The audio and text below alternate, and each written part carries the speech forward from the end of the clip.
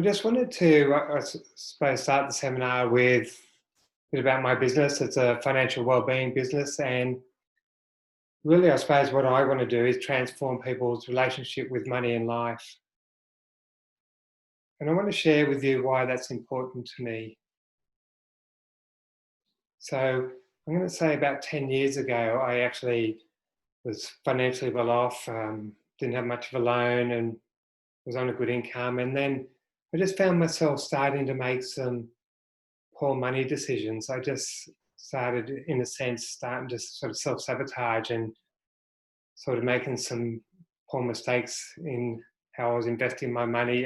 Invested in a business that didn't do that well with someone, and then I made another poor decision. But what I really didn't understand is that I was suffering from a lot of this sort of financial stress in my life, and there was nothing wrong with my financial situation. It was more around my mindset around money. And I sort of worked out after many years that how I was sort of brought up, I had a lot of limiting beliefs and around money, and money was a scarcity, and money was hard to come by. So I found myself, what I've learned now, I didn't know then, and I found myself getting quite sick. So I was actually being diagnosed with anxiety, and then that led to clinical depression.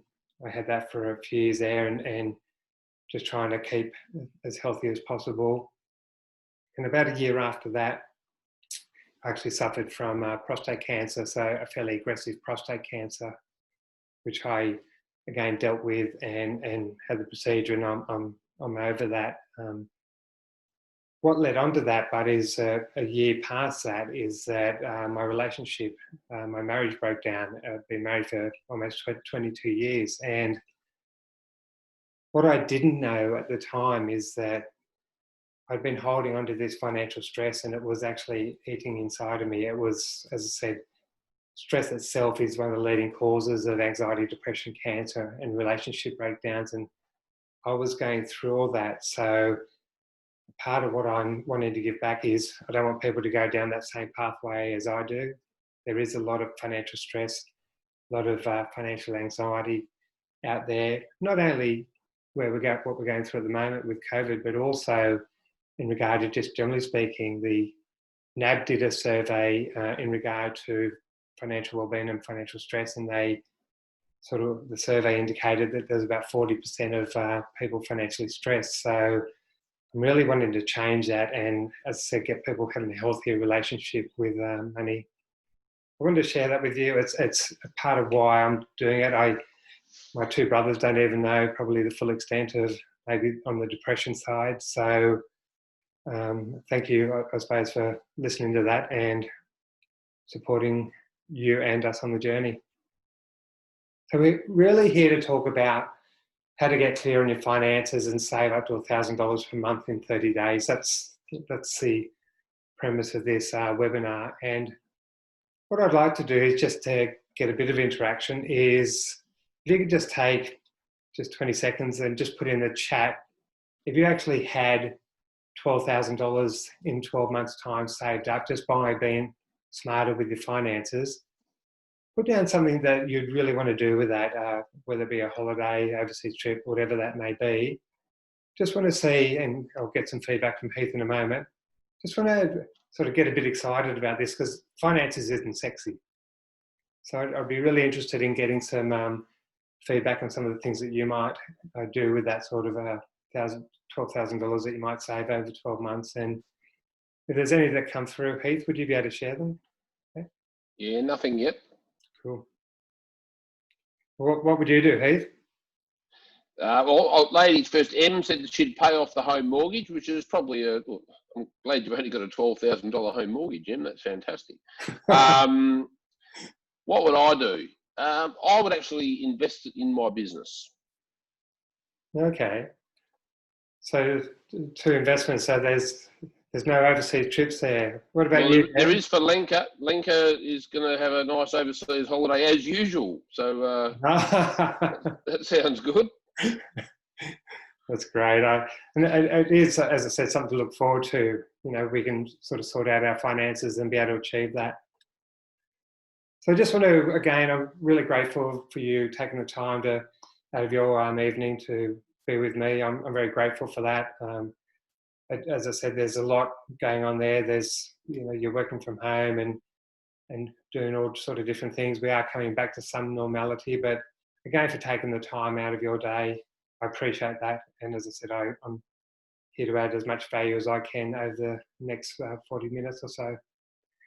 And that's my promise to you. So as I said, I'm going to be present. I'm going to answer the questions that I can. There might be some that we might have to take offline, but I'm going to do my best to give you some frameworks, give you some ideas that you can actually put in practice now to start making a difference to your financial situation, and as I said, start sort of not having sort of money going down the drain, for the sake of a better word. There are 3 permissions that I ask back from you if I could, and I ask you to be interactive, ask questions. It's just important, especially with the webinar. I don't get to see you. I just love to sort of get your feedback on different things that we'll be going through. So just be a part of that. As I said, get interactive and just ask whatever questions that come up, and I'll certainly do my best to answer them. Also give yourself space to learn. So a lot of times we're running around. I've been guilty of listening to webinars while I've been eating, or sort of half cooking, half poking my head around, seeing where they're up to. I'd just like to ask you to sort of just take that breath. This is all about you. And just give yourself the time, take notes, take whatever you need to take from this to put yourself in a position that you want to be in. And if I don't answer any of the questions as we go, or there's other ones that I have to follow up, I will do that. So as I said, if there's questions in the chat, or we'll have a Q&A later, if I can't answer something, or if I can't get to that, I'll certainly follow that up. So rest assured, just as I said, be proactive, and we'll certainly get through as much as we can. So I suppose what I wanted to ask to get this sort of started is, why do you want clarity on your finances? Why is that important to you? And I'd ask you if you just put something in the chat box that resonates with you in regard to what that might mean to you, whether it's sort of being in more control of your finances, understanding where your money's going and ways to save. But if you could share some of those experiences, or just write down what do you want in regard to clarity around your finances, that would be great. And I'll get Heath to read out 1 or 2 of those in a moment. And while you're doing that, I just wanted to share, I suppose, this is what I see with a lot of clients I look after, and I call it the bucket analogy, where there's leaks everywhere. So they've got money going in there, they've got their wages going in there, and they just don't know where the money's going. The money's just leaking out there. They can't actually put their finger on what's happening. They're just scraping through to the next payday. So I think that's just a good analogy of what I'm seeing there. As I said, people not being able to build up what we call the safety net and emergency funds. So it's that sort of leaking bucket where money's coming in and we don't really know where it's going out. Another picture paints 1,000 words. So that's that money going down the drain. So same analogy, just not knowing where your money's going. So it's very hard to have any sort of confidence, control over your money if you don't know where it's going. Heath, has there been any responses in regard to what people are after? Yeah, no, we've got a couple. Where are we? Lenka had a good one. She'd like to stop making bad decisions and sabotaging herself, and she'd also like to keep more of the money that she makes. And then a similar response from M. She'd like to have more visibility of where her money is going. And then we've got Deb, getting close to retirement and being comfortable, hopefully. Yeah, great feedback, guys. So I appreciate that. And isn't it interesting there when you really understand where your money, I call it the flow of money. So how your money's coming in there and how it's sort of flowing back out. Is it being a service to you? Is it doing what it should be in regard to setting up your goals, whatever they may be? So I just wanted to give a bit of a background. So my experience, I've been in financial planning for over 20 years, and I've got 35 years plus in the banking industry. So I started when I was 5, when I was at work. So just show my age a bit.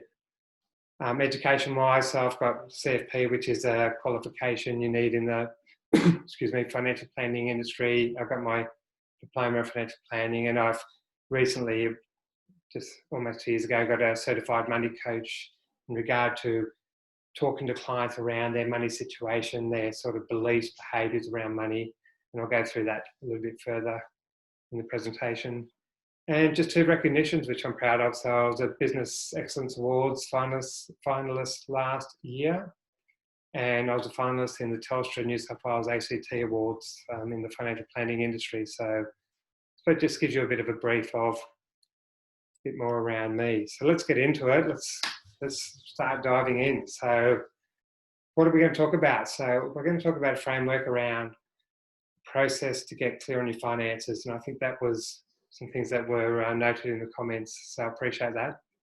A little bit about the government stimulus package, not too much. Communication plan, which I'll go through in regard to if you understand where you're sort of leaking money, and it might be paying too much interest rates, it might be spending too much on all different things there. So what's a good plan that we're going to put in place to actually stop that leak and put you in the best position? Talk about money mindset and sort of a structure to move forward with more confidence.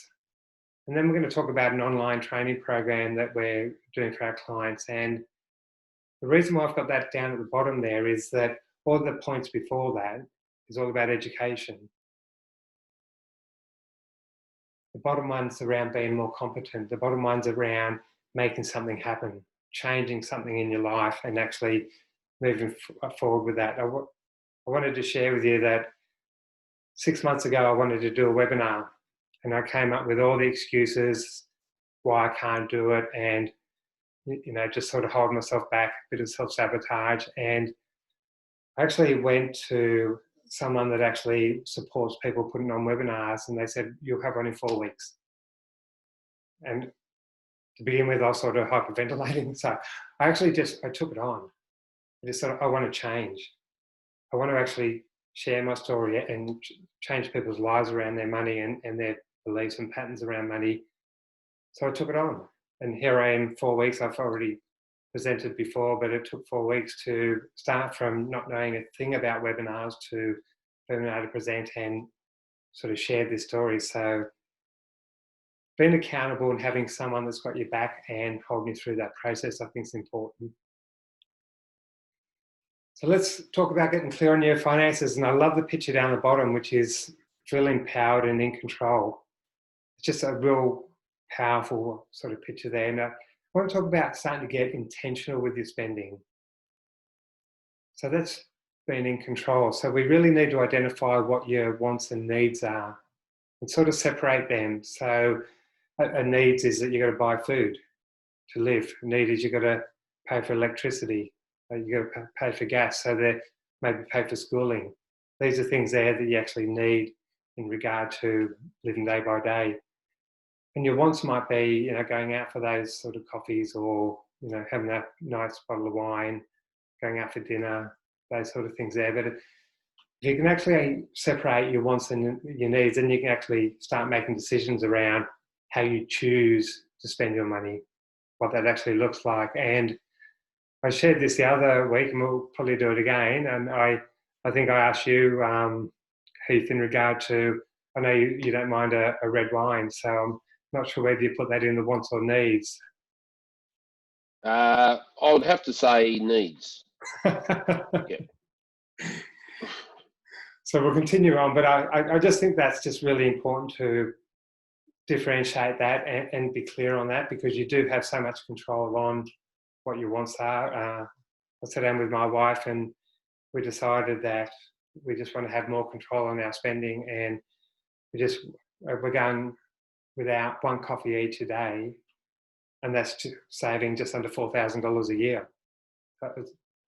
They're pretty big sort of monies when you actually add it up. So then looking at your fixed and variable costs there. So really understanding what the fixed costs are. So that might be your home loan repayments, your gas bills, your whatever utilities, subscriptions to different things, health insurances, personal insurances. And when you understand that, then we can actually look at what you're paying for and is that providing you value, which we'll talk about in the fixed expenses a bit further.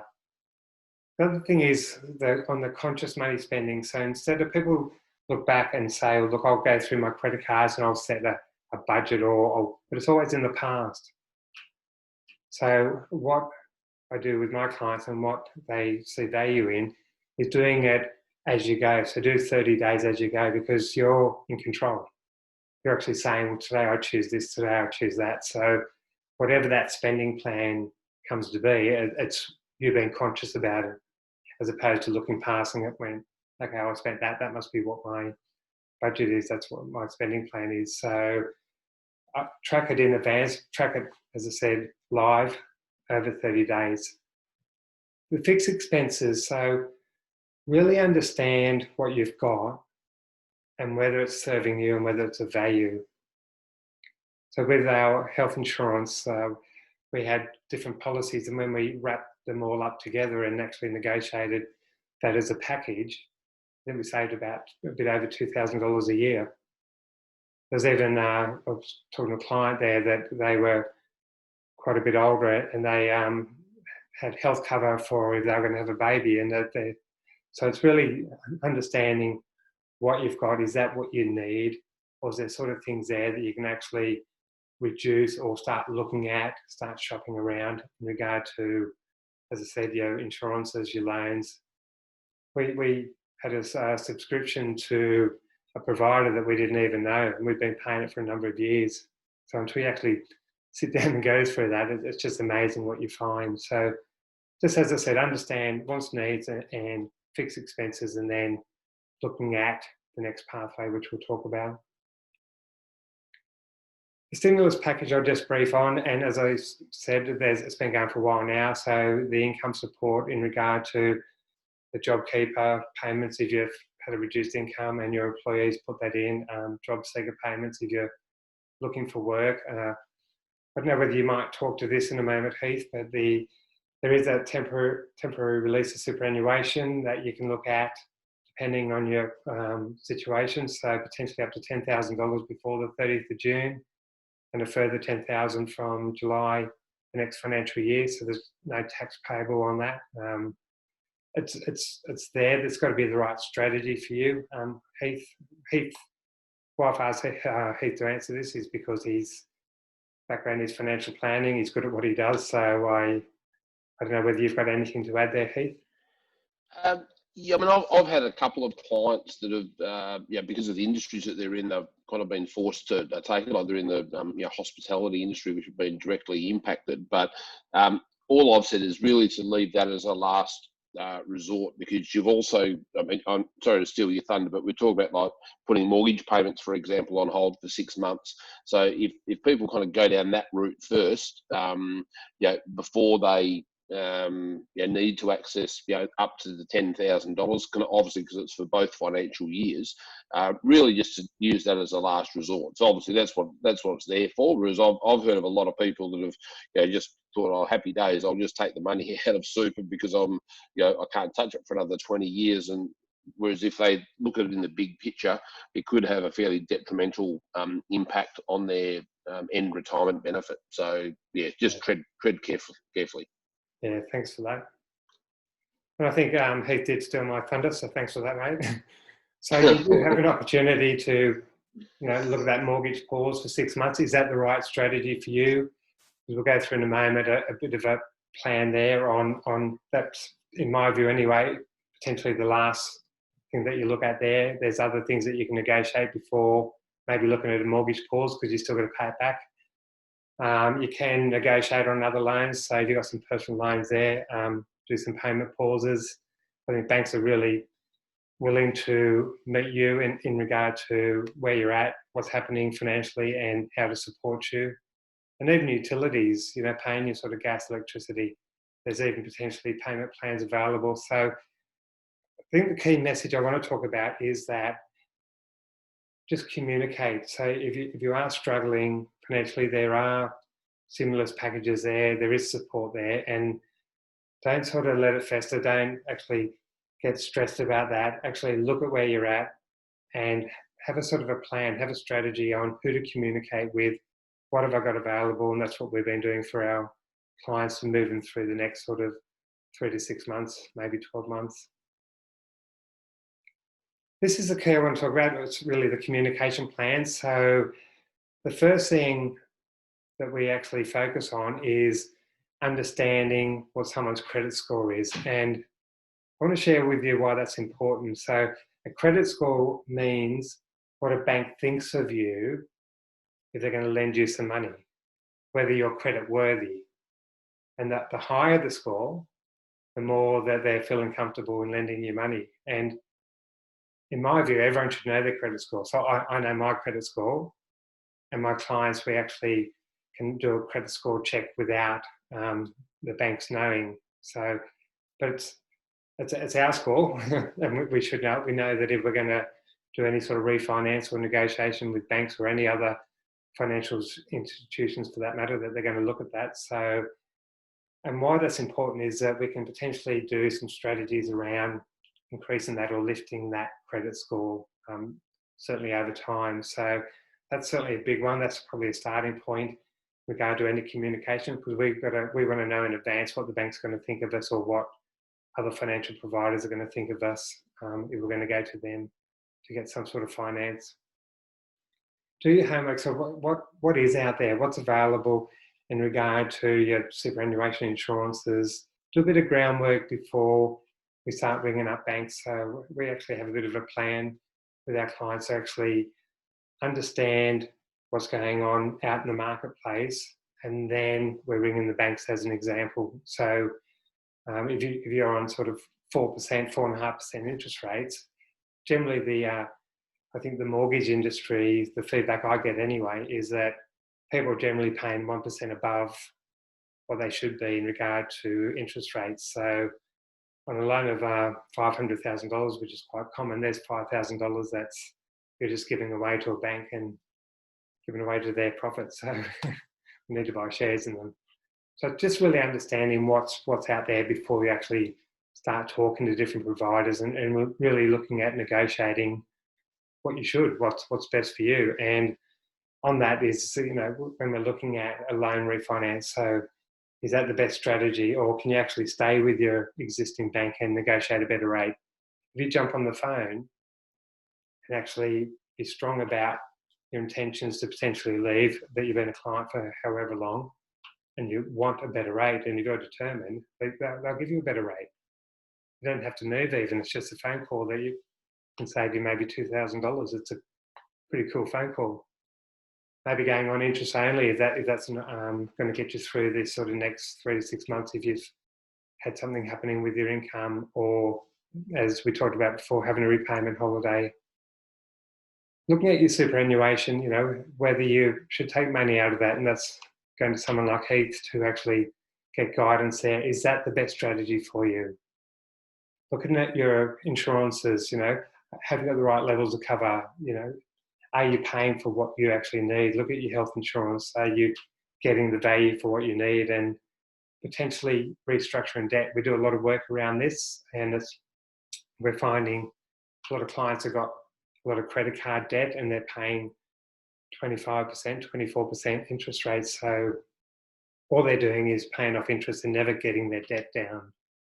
So we've been able to wrap up and restructure some debt either onto credit cards with nil interest over a period of time, call it 6 or 12 months, or wrap that up into another form of loan that's paying about 10% interest, but there's a plan in place to actually clear that. So there's just so many opportunities to sort of sit down there, look at your situation and work out what's best for you. This is something I'm strong about. This is, again, one of my passions. It's very much around your mindset around money. And what I'm seeing out there is, as I said, where there's a lot of that financial anxiety, and a lot of that's from our sort of beliefs and behaviours around money. And I shared with you my story around my money story when I was quite young, limiting belief, scarcity around money, and that's just followed me through, and it's more in my subconscious mind, but that's just how I was programmed. So whenever I sort of wanted to make decisions, I was always had that sort of limiting belief overlay over it, so which affected my ability to make sort of good financial decisions. And I want to share with you a story. I just met a lady last Friday, and we talked about, she's a COO and successful, but she's wants to move on. She's not sort of living on purpose, and she doesn't know how to move on because what she's passionate about, she doesn't know how to charge, and she's never been able to sort of get over that. How do I charge for my services? She actually wants to be a publisher, publish books, which is one of her passions, and sort of sat down and trying to work out where this sort of started from, where that belief might have come from. And she shared with me, she's in her mid-50s, and she shared with me that when she was 5, her and a girlfriend actually got together these pine cones and put them in sort of baskets and went around to the local neighbourhood and sold them for 5 cents each. And then when the friend's mum found out, they dragged them to each of those places that they sold the money to and got the money back there. But there's a lot of shame around that. She was shamed and she was embarrassed. And she actually can picture the story exactly how it happened. And we're talking 50 years ago. And when we talked about that, how does that affect her? How does that make her feel? And it was still that shame that sort of came up, even today, because it hasn't been dealt with. So she's really got these sort of habits and programming around, who am I to take money? I'm not worthy.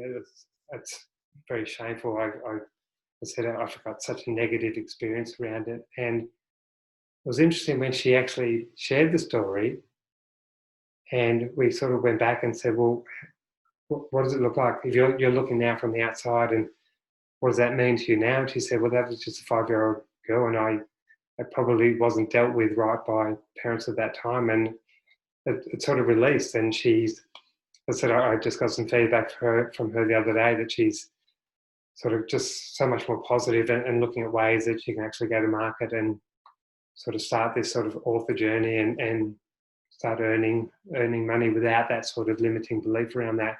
I just thought it was a really compelling story there about how money holds you back, and it's really getting that out in the open. We do know that so many people have got sort of limiting beliefs and behaviours around money, and it's really up to us people like me to actually work through that. So we can do the framework, the budgeting, the spending plans, but we need to also incorporate the mindset, because that's going to be a long-term financial freedom, financial independence. Moving forward, so it's just about getting that structure right. So looking at the flow of money, I started in the bank many, many years ago, 35 years plus, and they actually just set up, I walked in and they said, here's how we do it.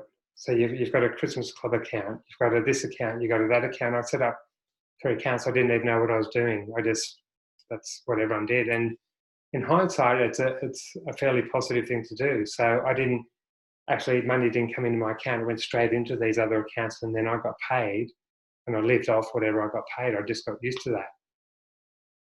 We really need to encourage that back in regard to sort of building that financial freedom, financial independence. So setting up different accounts to either cover bills.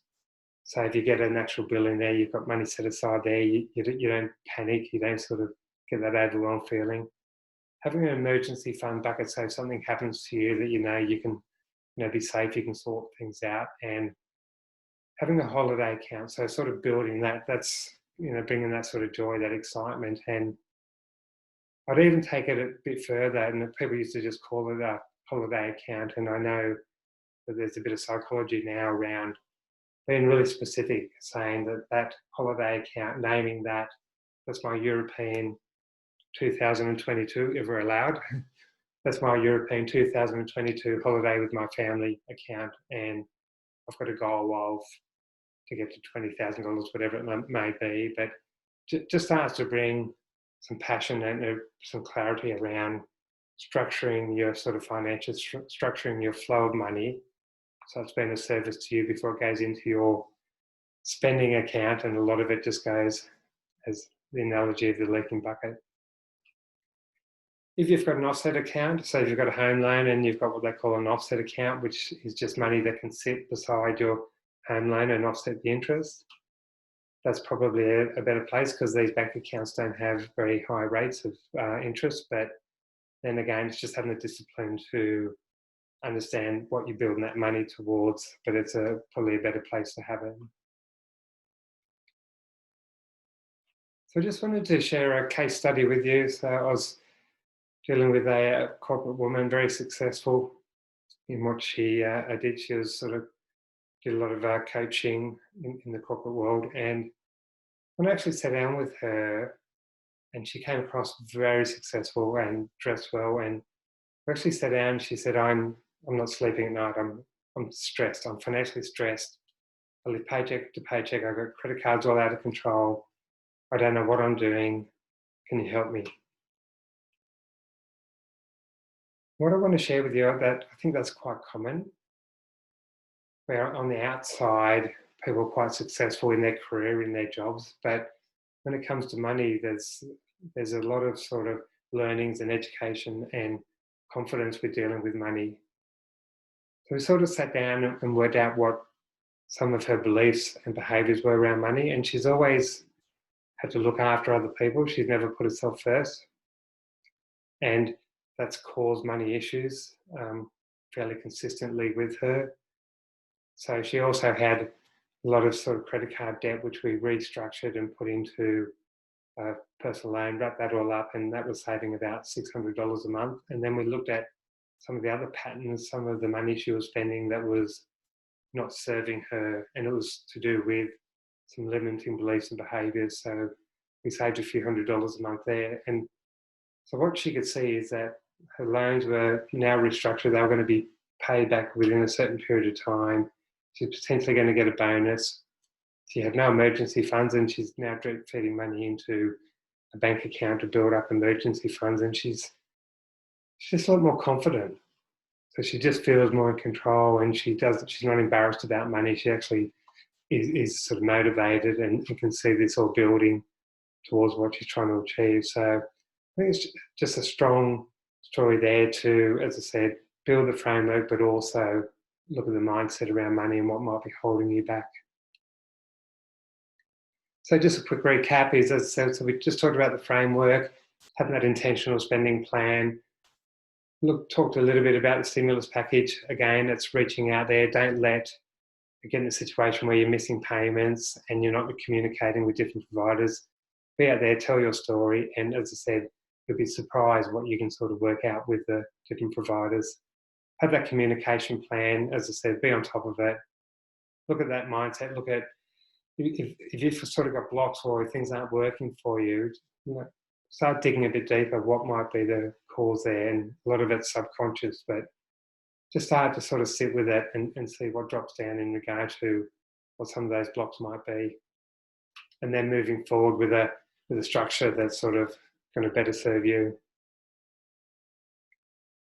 So I thought at this stage, if I could get you guys to give us a bit of a feel or a bit of feedback, on how you're feeling. For the lady there that's probably a little bit overwhelmed or whatever going on there, the guy with a bucket on his head. So if you just share in the chat box a bit about, as I said, where you're up to, how you're feeling at the moment would be great. And I'd ask Heath again if you could share some of that with us if you could. Yeah, sure, Michael. I mean, there was actually a couple of, just while I'm waiting for those, Tim had a couple of comments earlier where he said the more he makes, the less he seems to have. And he also loves the idea of intentional spending. So it's not something that we can avoid, but being more deliberate and conscious about what we spend on. And he also asked a question, which I did answer in the chat, but how easy is it to go back to your existing providers and negotiate? Are they receptive to that, or only under threat of you moving to moving to somewhere else. Yeah, and So that's I figure it's always worth the call. they'll definitely, and that's a great question, Tim. So I appreciate that. And there's always value in that. And even if they reduce it, not by as much as what you want, you still can refinance. So we did exactly that. So we rang up our banks, got on the phone, and we probably didn't get exactly what we wanted.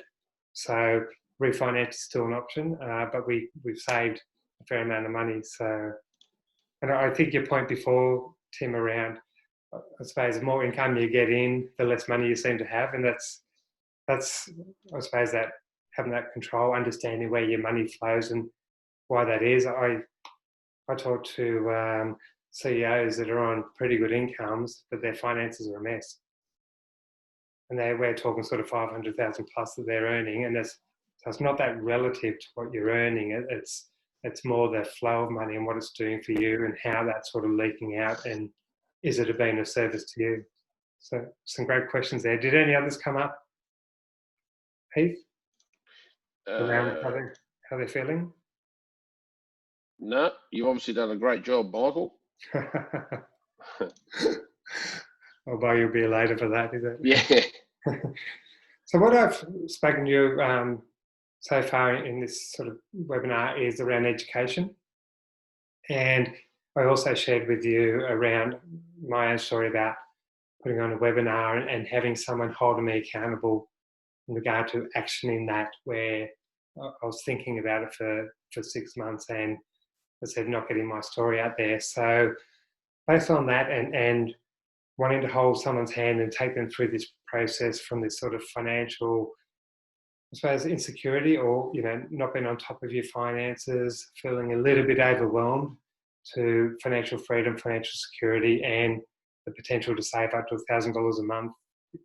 There's work to do on that, but that's my bread and butter. That's what I know how to do. And I've put a program together to take people on that journey. It will be fairly limited because it is quite personal talking about money. So we'll have 6 people in that course. We've got a few already. So again, just putting it out there. And it's really over 6 weeks, 6 modules around getting the foundation right, understanding your credit score, your financial wellbeing survey, where your money is, and then working through a bit of a workbook, and then looking at your spending. So really digging a bit deeper in regard to your intentional spending, your needs and your wants, start to work through that. Where can we save money? Where can we plug up some of those leaks on that leaking bucket that we're walking around with? Everyone's walking around with. I haven't seen one, but everyone's walking around with them. And then looking at what you've got in regard to insurances, superannuation, your home loans, and start to come up with a strategy. Are you getting value? And then come up with a communication plan. So actually working through that communication plan. I know a lot of people don't like dealing with banks. I love it. So it's really where's the market? What are the rates? What are we really going to target? How strong are we going to be in negotiating with the banks? And just have a really clear story in regard to that. And a lot of it is confidence in regard to getting on the phone, because if they think you're wishy-washy and you're not going to either refinance or you're not serious, they'll probably play the same game back to you. And then working on that money mindset. So really getting those sort of limiting beliefs and behaviours that you've had programmed into you from potentially a very young age, giving that a voice, giving that an awareness, and actually then we can actually look at ways to sort of transform that into healthier habits that will serve you in regard to building financial freedom for you. And then moving forward, so building a framework and structure, moving forward with confidence. So you're on top of your money, you've taken away that financial stress there, and you're starting to work towards those sort of goals that are important to you, whether that be, I said, those sort of trips that Lenka does quite often, or things that are important to you in regard to your family, children's education, retiring at an age at 55 or whatever the case may be. But just starting to have money being a part of your life that doesn't create any sort of fear there, that creates an abundance and creates that journey that you're after in your life. What you get from that, so there is a bit of work involved. So it's not for people that think that this is an easy fix. We do actually have to work together to make this happen. So the program is around worksheets. So we're going to be doing weekly worksheets, group Zoom calls. I know money can be a delicate conversation. So in regard to privacy and safety, I'll do one-on-one calls if people feel a bit uncomfortable with that. So happy to do that. Weekly videos on what we're learning and some tips around that. Got a private Facebook group, so it's quite personal in regard to, I think, people's, what they're doing well, and maybe what they're saving. It's just the experience, bringing everyone together on this journey. And then we've got a money flow worksheet, which is just so powerful to actually understand how your money flows. It comes in, how's it going out? Is that being of service to you? Is that serving you? So I got the course starting. I was going to start this Monday, realised it was a long weekend, so pushed that out to the 15th of June. So it will run from 6 weeks from that. And there's a price I call an investment, but there's a cost to do that, which is $697 as a one-off price. Or mindful of cash flow there's an offer to do $130 a week over 6 weeks. I'm going to ask you a question, Heath, and you've probably got the wrong answer for me, but did you keep a link to that page that I sent through to you a while ago? I didn't, but if you just give me 2 secs, I will get it. So I'll keep talking. So you'll see a link. You'll see a link there on that page, and Heath will share that in the chat box that you're able to go on that and sign up for the course. It's a course that not only will, I suppose, shape that framework, but it will shape your mindset around that and sort of change your view on money. And I think financial freedom, financial well-being is pretty cool. So look forward to people coming on that journey with me. And as I said, over 6 weeks there, quite personal, and again, a very safe environment for all of us to grow. So while you're hunting around for that, Heath, I can hear you in the background hunting around for that. Just got a bit of time for Q&As. I know there's been a few already. Thanks, Tim. So is there any other questions that are potentially coming through? I've got you multitasking now, Heath, so... it's too much. The pressure. I can't feel this deep breathing, so I'm sure... I need a glass of red now.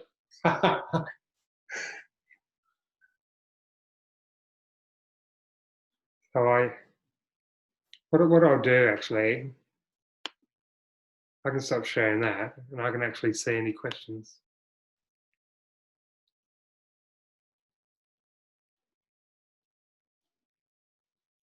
So I've got a question from Tim. So great webinar, thank you.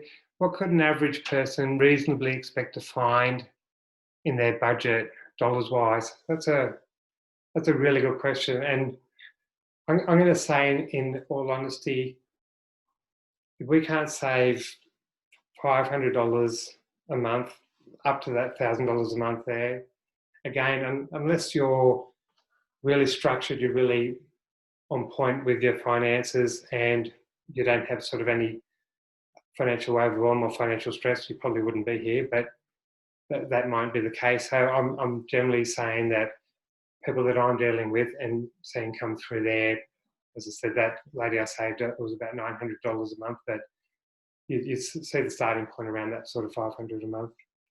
But great question, thank you.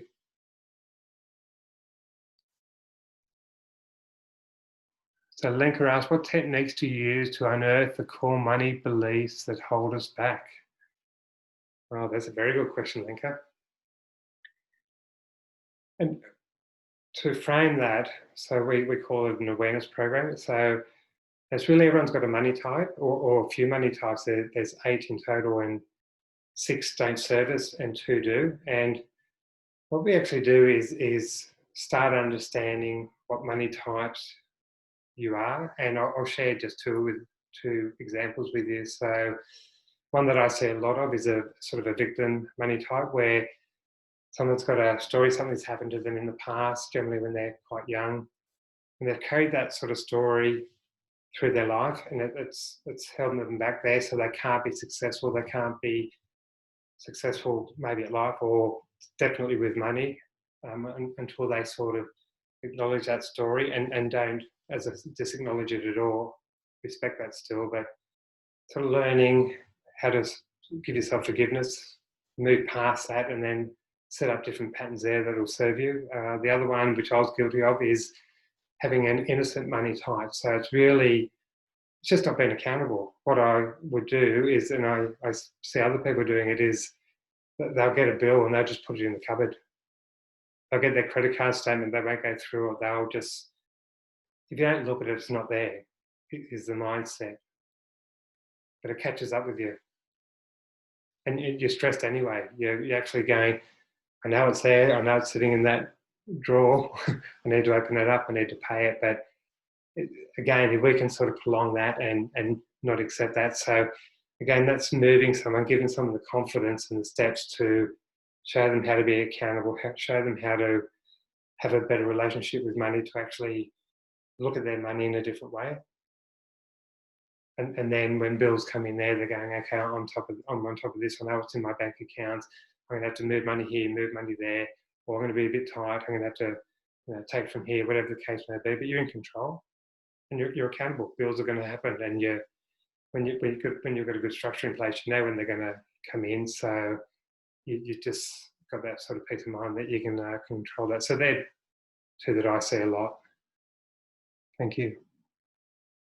Thanks, Lenka, for that feedback.